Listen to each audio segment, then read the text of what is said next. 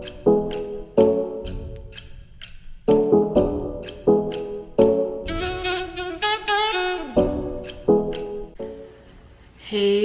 friends, welcome back to another video.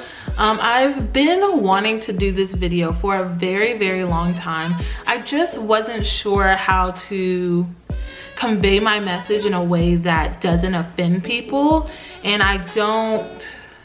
it's just like really hard for me because like on one hand I really wanted to do this video and be honest about my experiences, but on another hand I don't want the people who I'm surrounded by right now to feel some type of way about it and to feel like I feel some type of way about them, because I don't.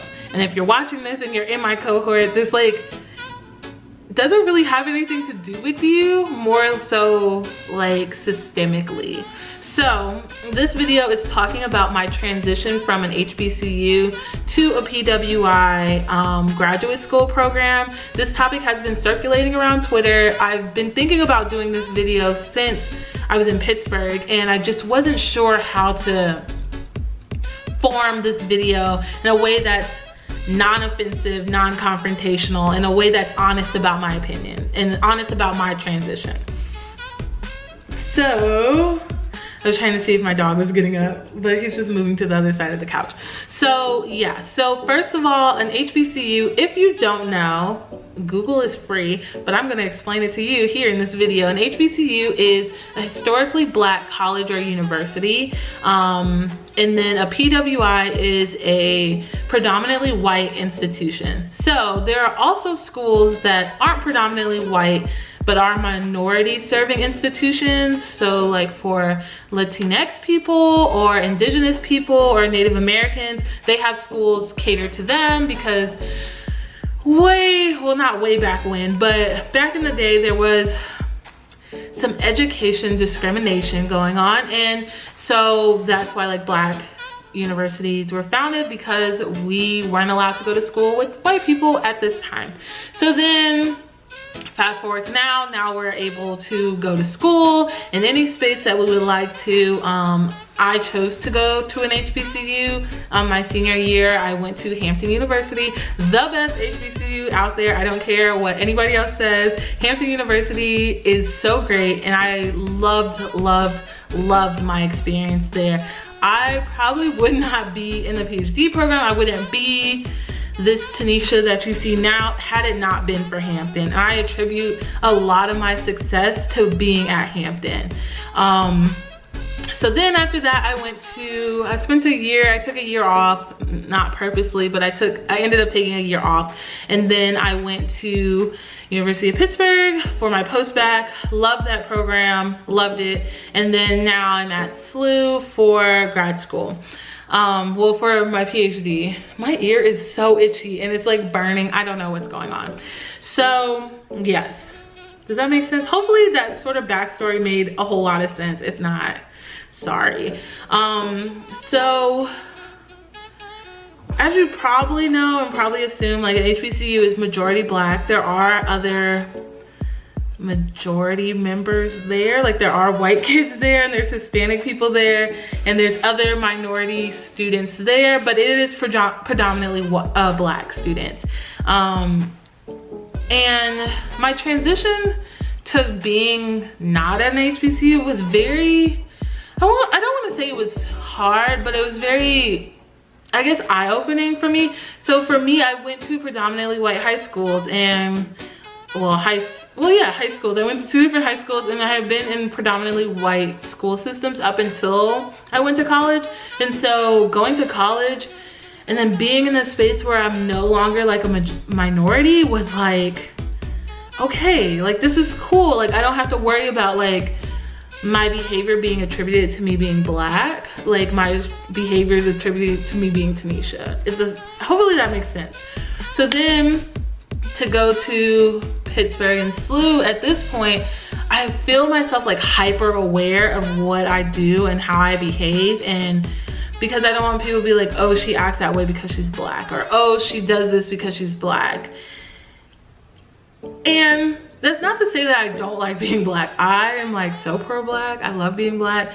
And I just don't want to, there's like stereotype threat. So I don't want to feed into stereotypes about black people because we're not monolithic. We're not all the same. Going to Hampton really taught that to me. Like, black people are so diverse and so heterogeneous. Like, they are, yeah, heterogeneous is the right word. They're just so, we're so different. And like, none of us are the same. And so I felt, and I feel sometimes I'm like hyper aware of like what I do, what I wear, how I respond to things. And I won't say that I didn't feel like there was any like microaggressions or anything like that at either one of these institutions, but I do feel myself being anxious about like anticipating that happening. Anticipating like somebody being racist or somebody, I guess, performing, I don't know, putting a microaggression towards me. I don't know, I feel myself like constantly on guard. And it's not because somebody has done something to me before, somebody has said something before, because it's, I mean, people have been racist towards me, but not in the context of academia, at least not yet. And so I just feel myself like being so like aware of it, and I'm like, okay, like, does this person remember my name because I'm in the program, or is it because I'm black and I'm the only black woman in this program? Hopefully that makes sense. And so I feel like I really miss black spaces. And that's not to say that like the space I'm in now is hard. It's different, and I just miss not having to worry about things that I do being attributed to my race. I just do. I don't know how else to explain it, but my transition has been hard because of that fact. Like, I don't want people to be like, oh, she got into this program because she's black. I've been fortunate enough to, like, my advisor is black. She's a black woman. She's very empowered. She's like the coolest black woman I have ever met. I'm such a fan of her. My lab is majority black. My lab is all women of color. And that has been so helpful and empowering in ways that I cannot explain. I think one of the problems with me being in Pittsburgh is like I desired this, I needed a black space and there wasn't one.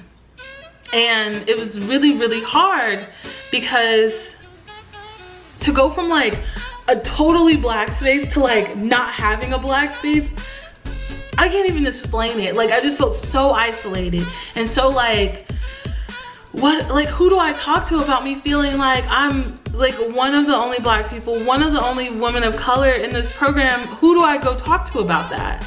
Like, who can I feel comfortable enough to tell these experiences to? And I didn't feel like I was able to.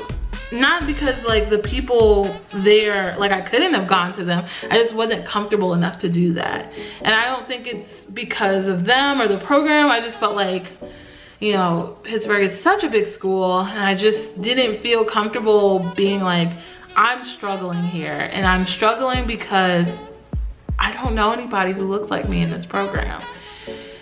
And I think having people who look like me in this program have made this transition. If I had gone from Hampton straight to SOOOO, it probably would have been a lot easier, and it would have been a smoother transition for me because there is this black space that's built in. Even though like I don't really, like my lab hasn't hung out like that before, I feel so much more comfortable like being able to tell them things than I did in Pittsburgh. And I don't know if that's a me thing. Like, I just didn't feel comfortable because it was hard. Like, I did talk to my advisor in Pittsburgh about feeling isolated, but it's like that conversation can only go so far. But like the conversation here is like, okay, I've actually experienced this too. I'm a black woman too, and here's how I navigated this, and here's some suggestions on how you can navigate it.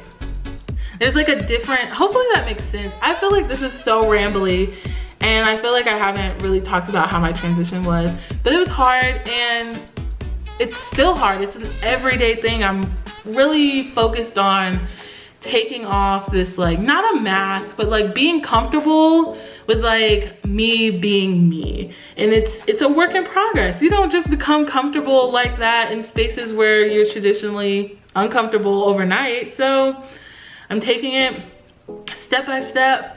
I'm trying to think what else has been really, I wrote down I really missed Black spaces in Pittsburgh, and that's not to say that there wasn't Black spaces in Pittsburgh. It's just I felt like I didn't have access to them, if that makes sense. And then there were some instances where I could have been more open, so this might have been a me thing, but I just wasn't comfortable enough with those people. It is what it is. But yeah, this video is kind of all over the place. I might re-record this. Oh, the last thing I wanted to say was, I'm not gonna re-record this because this is my authentic self, okay? The last thing I wanted to say is that just because I've struggled with my transition doesn't mean that I regret coming to a PWI. I did look into going to HBCU for grad school.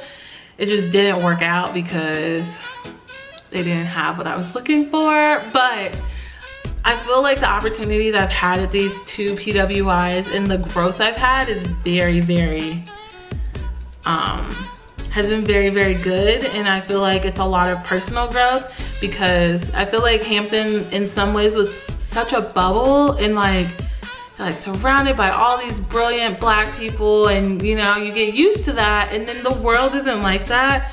And that's not to say that you shouldn't go to the HBCU because the world isn't like that, but it's nice to have that break and be like, I can exist in this space without having to worry about everybody and their mama judging me, you know?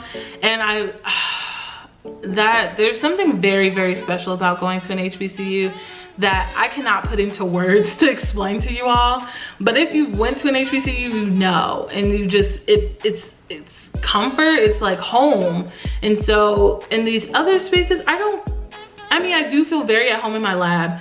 In these other spaces, I didn't feel that like homeliness, if that makes sense. Hopefully it does. If not, I'm gonna watch this back and I'm gonna decide if it's good enough or if I need to talk about something else. So yeah, that's pretty much it. Be sure to follow me on social media. I'll put it probably down here, maybe down here, who knows. And be sure to like, comment, and subscribe. Share with your friends. If you have any video suggestions, I would really love those. Please put those in the comments. And yeah, so that's pretty much it. And I will talk to you guys in the next one. Peace out, and I love you all so much. Bye.